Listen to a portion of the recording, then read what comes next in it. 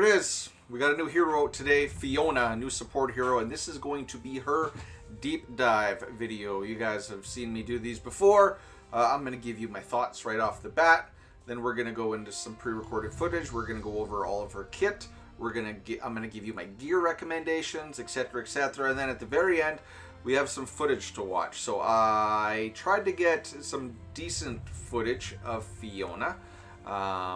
We'll see. I am quite pleased with what she has brought to PvP. But the TLDR of this hero is that she is like Miranda, whereas Miranda was specifically built with Hunter and Energy synergies, more so Energy. Fiona is built for melee class synergies, namely Assassins and Vanguard. We'll explain that more fully when we do her kit. But we've gotten a kind of a clear demarcation where Masrani and Serena are pure healers. So their job is to heal. That's more for your PvE. Whereas I would say Miranda and Fiona are more support / healers, mainly used for PvP. Not that we don't use them elsewhere. I'm just saying that they're built more, I'd say, with PvP in mind. Because usually the fight's over before you really have to worry about big heals. And then we got supports like Rez that's just completely out of the box. Different kind of support altogether. So, yeah, Fiona, TLDR, what do I think of her? What are my first impressions? She does everything that I thought she was going to do. I'm not let down.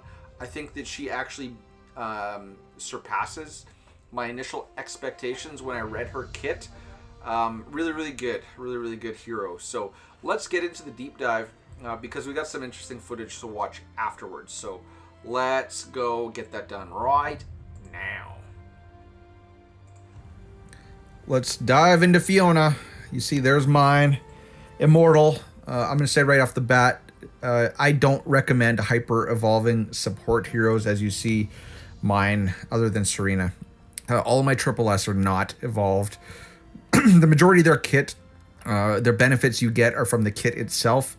You're going to maybe bump her HP up 10% by spending a triple S Hyper Evolution Crystal on her, but that does not really benefit her kit or doesn't propel her, make her it makes her marginally better. You mainly want to focus on attack characters that base their kits on, say, their attack level, or like tanks that benefit more, they scale more from HP.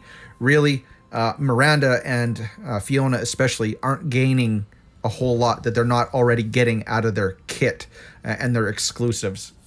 So right off the bat, don't hyper evolve them. There are other better priorities. Let's dive in. Okay.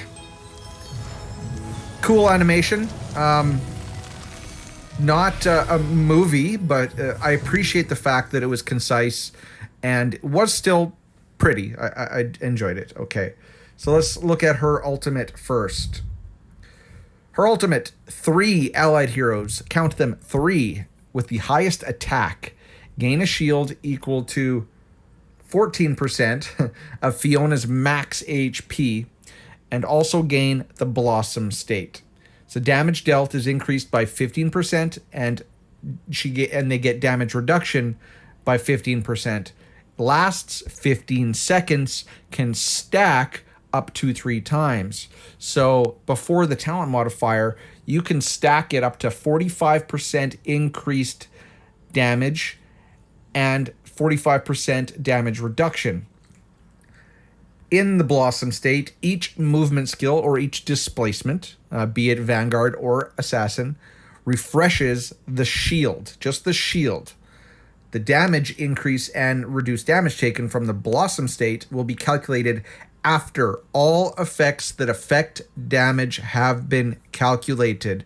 So this is a final multiplier after all of the other calculations go through. If this works as intended, that is a huge attack damage modifier. Let's look at the talent effect. Increases the shield amount of allied heroes on the enemy side of the battlefield by 30% versus her 14%. Now, since it says as increases, I'm just going to assume that goes up to 44% of is a 40 or wait, no. 14% of Fiona's max HP times 30%. So not a huge bump, but still a bump nonetheless. Because what does it say right here? Gain a shield equal to 12%, equal to 14%. Okay, well let's just assume that that's 30% of Fiona's max HP then.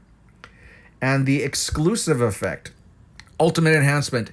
In the Blossom state, each movement skill activation refreshes the duration of Blossom state. So let's explain that. So up top here, the shield, without the exclusive, the shield is refreshed every time they do a movement skill.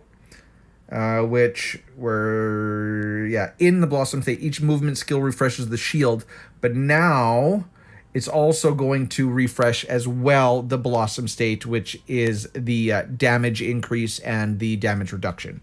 So definitely have to have that one. That one basically perma makes them super beefy, super attack units, and a lot of damage reduction as well, including the shield.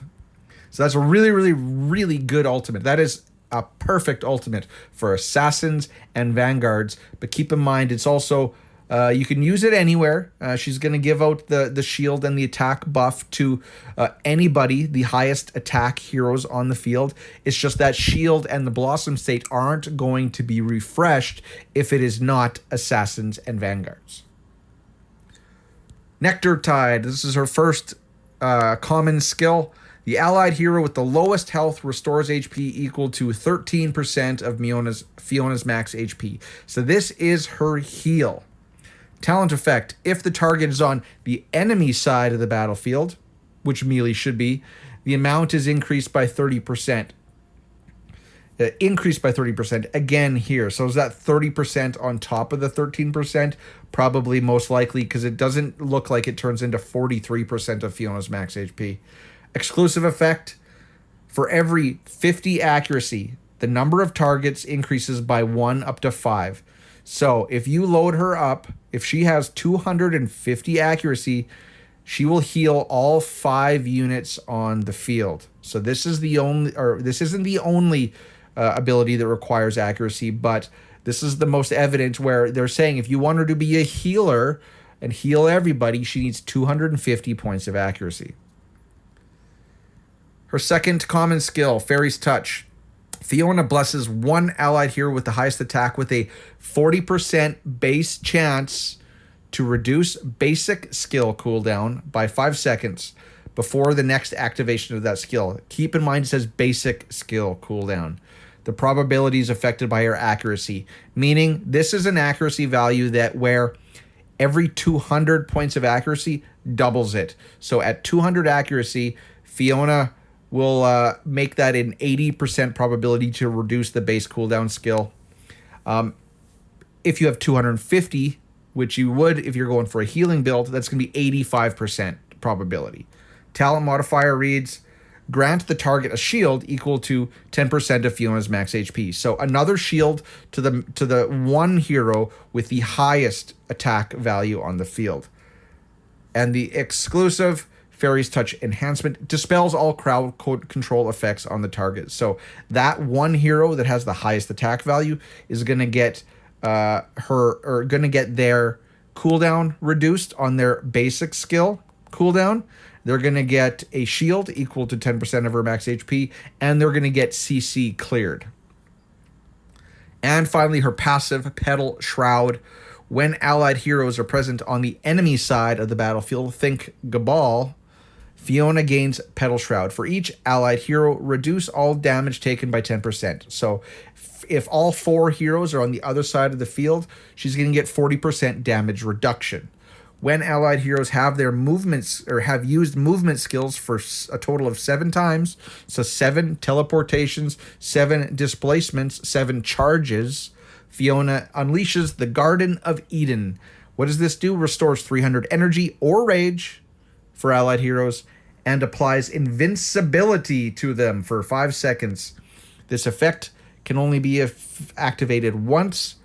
You see at level 3, for each allied hero, she reduces damage taken by 12%. Talent modifier, When there are more than 3 allied heroes on the enemy's side of the battlefield, she receives an additional 25% damage reduction. So let's just say 10%. So if 4 allies are on the other side of the field, she gets 40% damage reduction. The talent is going to then bump that up, add 25%, 65% damage reduction. So she really it becomes more she gets more survivability when used with melee heroes that are going to be fighting on the opposite side of the field, aka, again, we know this, assassins and vanguards. And then the exclusive Petal Shroud enhancement, Fiona will recast the Garden of Eden, which gives you the 7 seconds. I think it's 7 seconds. 5 seconds. Only 5 seconds of invulnerability. She's going to cast that again after they've used 15 movement skills in total, which is very, very fast when you're dealing with a full assassin team or a full vanguard team. So that is her kit. Let's quickly go into her talents. I say this every time. She's a triple S. Do them all.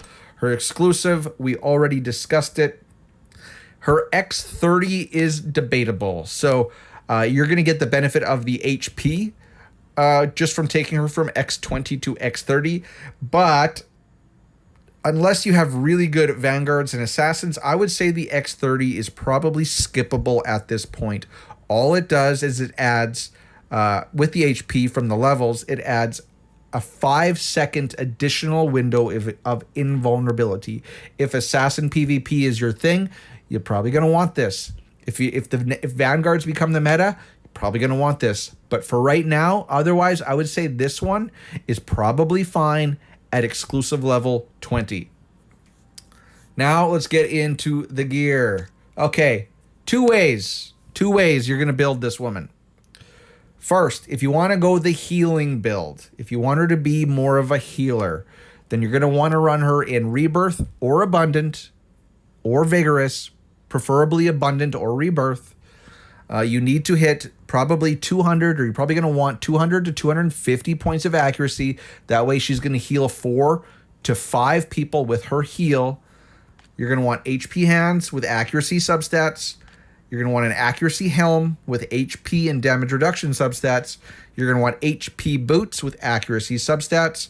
And then up top, you're going to want HP percentage and accuracy substats, as you see that I have running right here. That one's a good one. HP, damage reduction, and accuracy. So I have my Fiona at a total of just over, 255 points of accuracy. With that much accuracy, she can now heal everybody on the field at once. But keep in mind, assassins and vanguards have a lot of self-healing built into their kits and their gear sets and their commanders. Hagridon gives the healing to vanguards, and then assassins in Marauder heal themselves. So how would you probably want to gear this support hero for those teams? Well, since she gives such beefy shields, we're putting her in a Herald set and a Vigorous set. So Herald is a 4-piece, Vigorous is a 2-piece. You see, on this set, I'm only getting, about 135 points of accuracy, so she can only heal 2 heroes. But keep in mind, healing is not going to be as relevant for assassins.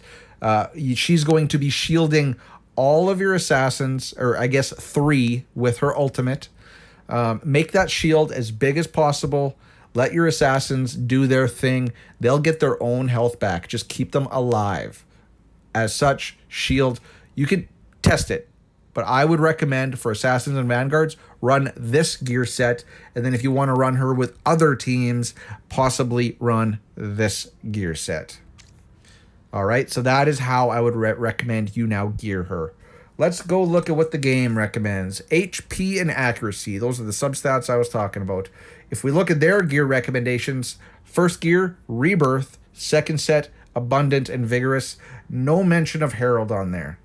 But we know better because we're the players. Who do they have her going up against? Look at Barag and Rickert and Caraxia. Assassins and Vanguards. Available modes. Well, they did not get that one right. All modes. Okay, as a support, all game modes. All right. Ladies and gentlemen, that is the deep dive. Now, let's go watch some footage and let's show Fiona off.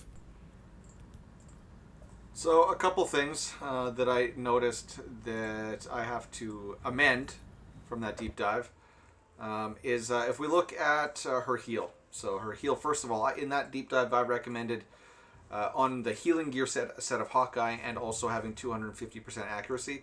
So it actually, if you read the verbiage, and I just kind of skipped through this, for every 50 accuracy, the number of targets increases by 1. So she starts at 1 and she only needs 200 accuracy to be able to heal all 5 people on her team, and that includes herself. So you could run her in a rebirth with vigorous set and just run the accuracy helm and have actually some substats and hit that 200 accuracy just fine. And then that doesn't really affect this because that just makes it an 80% versus an 85% chance. And then this was the second thing I screwed up. So this game has a lot of translation issues, and one of them is this. It's not the basic. So basic skill cooldown, I don't know why they couldn't just call it a common skill. So this is a common skill. So it's not reducing the cooldown of their basic because their basic doesn't have a cooldown. It's reducing the cooldown of whatever skill is on cooldown that they were going to do, right? So it'll be 40%, 80% with 200 accuracy to reduce the basic cooldown by 5 seconds before the next activation of that skill. So whatever common skill your assassin was going to do or your ally was going to do, that's the cooldown that gets reduced. Okay, so now that we made that perfectly clear, people that turned it off after the gearing are going to be using Hawkeye and they're not going to understand that's probably wrong. So first of all, let's bring up some footage. We're going to bring up Pterodome first. Okay, let's move over there. I'm going to keep my head out of this because people like to see the damage numbers, or which is a kind of a moot point. So let me turn the volume down. This is like an ideal situation where you would want to use Fiona. So I actually, after recording this footage, I removed Teresh altogether and just ran a 4 assassin team. So I put Bailey back in there and actually got a much quicker clear time. But anywhere where you get assassin PvE content, like Pterodome, like Idar, you're going to want to run Fiona. Basically, anywhere where you're going to run an assassin team or vanguard team, Fiona is going to be your best support hero that you're going to use. So here's one instance where you can use her. We probably don't have to watch anymore. Yeah, you see my Caraxia going off. Now let's pull up the Roulette of Truth, level 7. This is the new content in game. So I showed this off when I did my my guide on this content. So let's just fast forward. All right.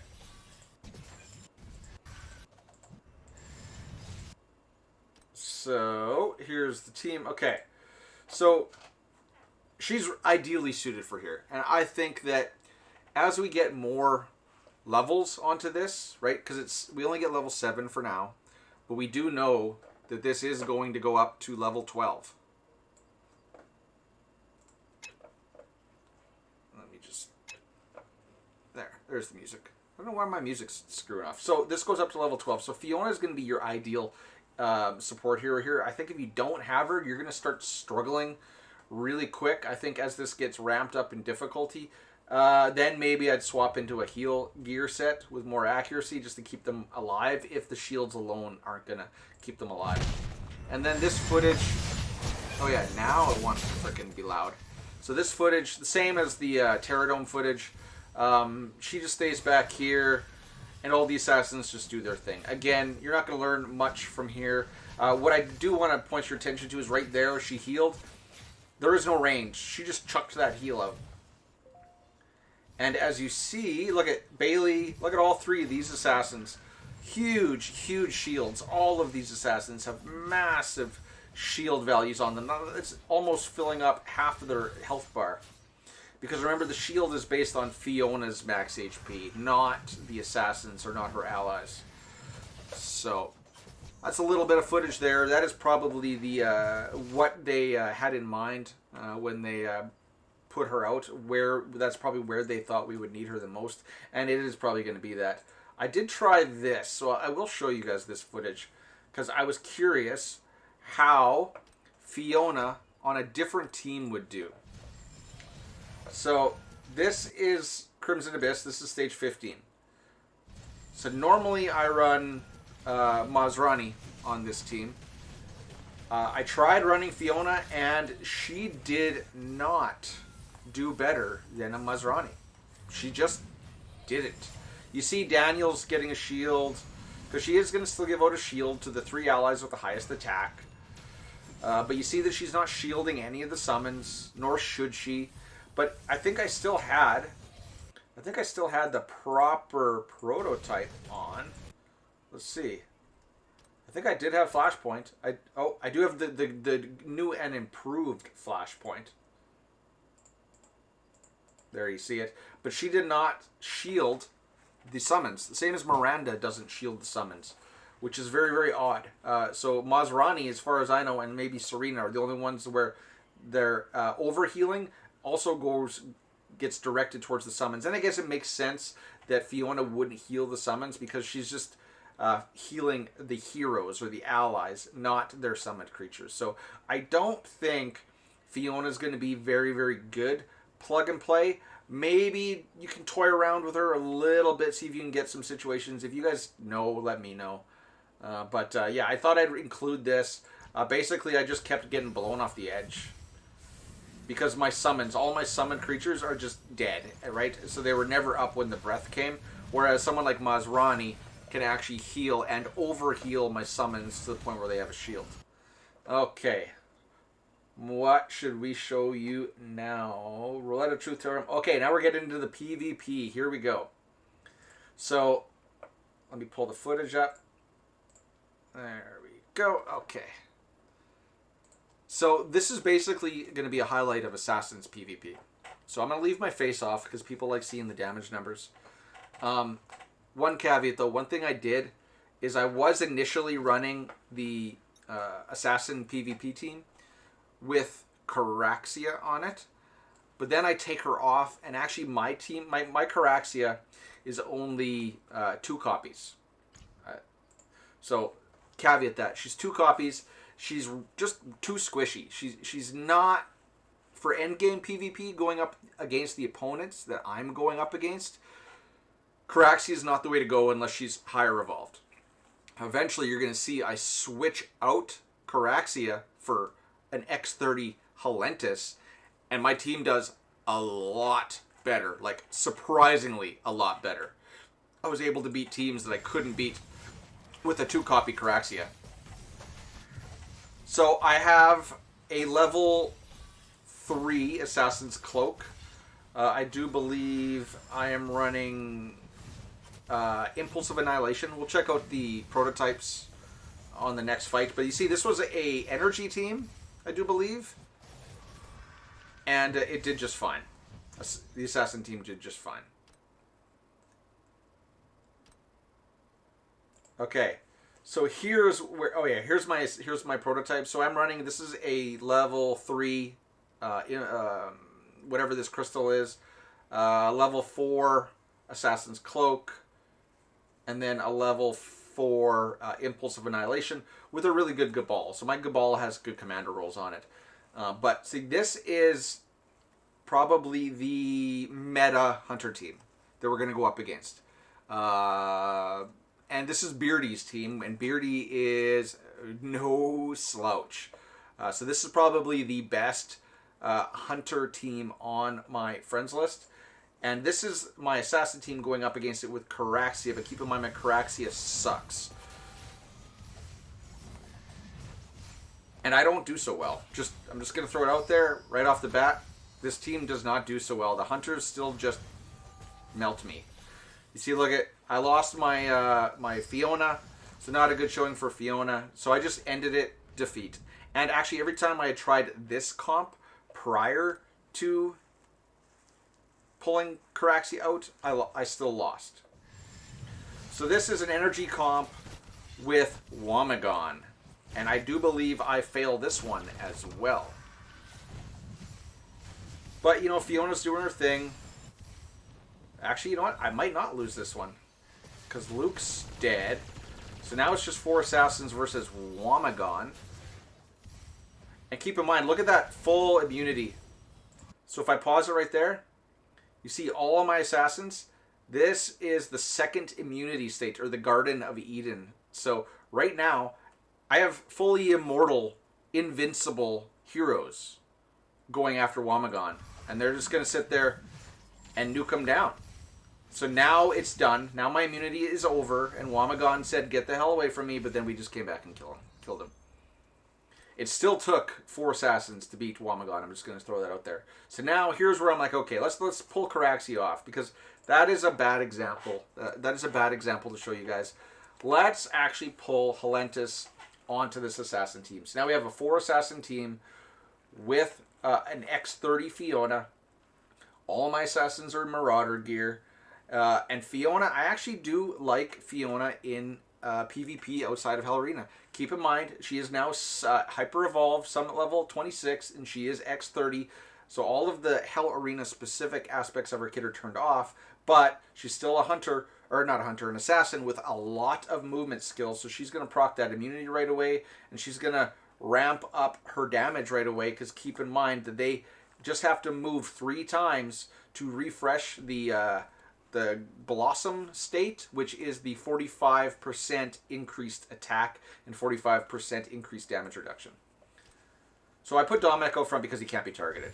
So this is the same team. This is that energy team with Womagon. So if you look at Halentus, she's got really good burst off the beginning, which I highlighted in her deep dive video. But now, with Fiona, she's a little bit better. And Womagon is dead early. You saw how much we had to focus on him. And right now, see that? Nord came down with his slam, and all of my heroes were in invincibility state. It seems to line up well. The developers did a good job. They seem to line it up well where, like, if they have Jaina in a Resonant set, when she's doing her first ult, these guys are pretty much already in their immunity state. And there you go. We just wait till Nord stops, and then we kill him. It was awesome. That was awesome. That is a perfect example of why the immunity state is so important. Now, here's Beardy's Hunters again. We're going back, because this team was killing my team. And now, if we watch all the health, look at Halentus doing good damage off the beginning. She's getting a little bit overshadowed now. But what I like about Halentus is that she ports out and then ports back in, causing the enemy team to kind of reset. You see Halentus doing more damage than Bailey in PvP. And then, look at, see, they're all in immunity state up here. Not taking any damage, and we just melted the entire Hunter team. So I would say that Halentus is better than Caraxia until you have a 3 copy, a 4 copy Caraxia. Then maybe she's viable in end game PvP. If you get a 2 copy or a 3 copy Caraxia early game, you're probably ruling the roost, right? Probably ruling the roost. But me, at where I'm at, I'm going up against killers. That low level Caraxia isn't doing me any good, any favors. I would much rather run this team. Okay, so another energy team. So you see, this is Jaina up front. Let's rewind that. Let's rewind that. So I pulled this up so you can see Halentus' damage. Okay. X relent. Okay, so this is an energy team. This is someone running basically not Suicide Jaina, but I don't like Jaina up front. I don't. But Nord and Jaina are both gonna get the injections. So obviously this is an X30 Miranda. I'm assuming that everyone on this team is X30 except for Rez. And then just I want to pay attention to when that first invincibility say goes out. So Jaina, she got off a hit. Look at that. She almost killed my Fiona, but also keep in mind Fiona is going to benefit from all of the increased damage reduction, having all 4 of my heroes over here. 4 heroes being on this side of the field is 65% damage reduction on top of her beefy health pool. And Jane is down. Luke is down. It's just Nord and Miranda. Oh, Rez is down too. So they're right, but there again. Ha! Perfect timing. Check this out. Nord slam. Nord slam, and it didn't do anything because we are all immune to damage. This is the X30. So this is the second round of immunity, which came out at the perfect time. I love it. And then we're just going to start stabbing him in the back. There's his injection. He died. So now he gets his injection. We are still in the immune state. And he did 2 ults and didn't do a single thing. That is the power of Fiona. So this is a tank team. So the tank teams still annihilate assassins teams. Yeah, they just don't do it. And also, no Caraxia. Summons can also beat the assassin team. So keep that in mind. Tanks and summons without Caraxia are still hard counters. With Caraxia, no. And if a tank team doesn't have Teresh, then it's a little bit easier, but still I wouldn't recommend taking your assassins up against tanks.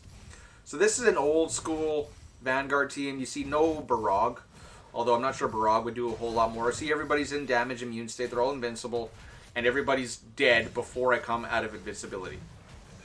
That invincibility is just really, really, really nice. I think that this team has found its final form, albeit with Caraxia on the team, eventually down the road. So look at there, she creeps down there beating up on my Fiona, and now all the assassins come in and they'll just melt them. I do like Halentis. I am becoming more and more impressed with Halentis. She's not good for PvE, given the fact that most of the PvE content requires her to be in a circle. But I do like her in PvP. Specific Hell Arena, yeah, but outside Hell Arena, yes too. So this is what? This is. Oh, this was a hunter team with Zeta. So yeah, hunters that aren't Ryzeris and Rebecca and Moriami. Yeah, it's just food. It's just food for the blades. And then it's funny that the Zeta actually lasts as long as she does. She's in her Guardian state. We got her down, but then she's gonna ult and she's gonna get back her health. But then we're just gonna like knife her to death now. Right there, Rickard's gonna just finish her off. Boom, dead. As Halentis spins, does her little pirouette. Tank team, no point. Like I said, the tank team's just gonna hard stomp me. Okay, so here is an energy team with Leo. Now, I'm looking for injections on his side of the field. Oh, wait, there's no Miranda, so no injections. Okay, so this is not a pure energy team. But let's just see how it does. So now I am in a full immune state. Nord still hasn't gone yet. Jaina just went. She didn't really do a whole bunch. Because keep in mind, they also get 45% damage reduction. And I am running the Assassin's Cloak, which is going to give me all of that increased damage reduction off the beginning of battle. I think it's just damage negation, to tell you the truth. So yeah, this team with Fiona and with the Assassin's Cloak has a lot of survivability. So another energy team, 5.3 versus 5.3. Nord and Jaina have the injections. So now I am in full immunity state again, and we're just gonna get off so much damage. Like I'm still immune, and now the immunity state drops, and half their team, actually their whole team, is pretty much dead. Now I'm back in immunity state, and Nord's dead. So you see with Fiona on the team, I'm in and out of immunity states almost instantly. So that is what, it only lasts for 5 seconds. So that is 10 seconds of immunity at the beginning of battle. Ish. So I'd say that's a pretty good showing for a support hero. That is, like I said, I think I'm pleased. I'm pleased with what she's brought to the table. A lot of people are going to say that assassins are overpowered as they are, and they are with Caraxia. Otherwise, if they didn't have Caraxia, I was beating high-end assassin teams with summoners still and with tanks. So she just makes the team better against everything else. I did try my assassin team without Caraxia against a summoner team, and the summoners still beat it because the summoners they do the summoner things. They the assassins will just target the summons and not kill the heroes, and then they'll just kill us. So would I go get her? If you're into PvP with assassins, or if you just like assassins in general, you are going to want to have Fiona, and you're going to want to have her X30 if assassins and Vanguard are your thing. It'll be interesting in 2 weeks when we get the new Vanguard, how we play it then, because like Miranda with Hunters and Energy, Fiona is plug and play with Vanguards and Assassins. So you don't have to be an Assassin lover. You can be a Vanguard lover and run her and get all of the benefits of her kit, the same as I just highlighted with the Assassin team. I'm sorry I didn't do Vanguards. I felt like it wasn't going to be right to do to mix and match her with Vanguards at this time, because whereas I think the Assassin team is finished for the most part, I think the Vanguard team is just lacking that last piece to replace Crete, which is going to be the Vanguard we're getting in 2 weeks. So I will, when we test that new Vanguard, I will also test with Fiona as the support on the team. All right, ladies and gentlemen, that is the deep dive into Fiona. What do we want to do for the word of the day? The safe word of the day, it's going to be 2 words, since she's kind of flower-based. Floral arrangement.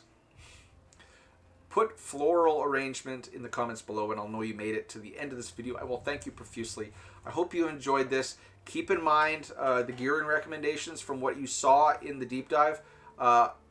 Herald with Vig, or Rebirth or Abundant with Vig. 200 accuracy if you're going for the heal build. Otherwise, I wouldn't worry about it with the shield build. Both of those builds are also on the spreadsheet that is linked in the description of this video. Till next time, ladies and gentlemen, I'll catch you in the next one. Floral arrangement. Cheers. Peace. Bye-bye.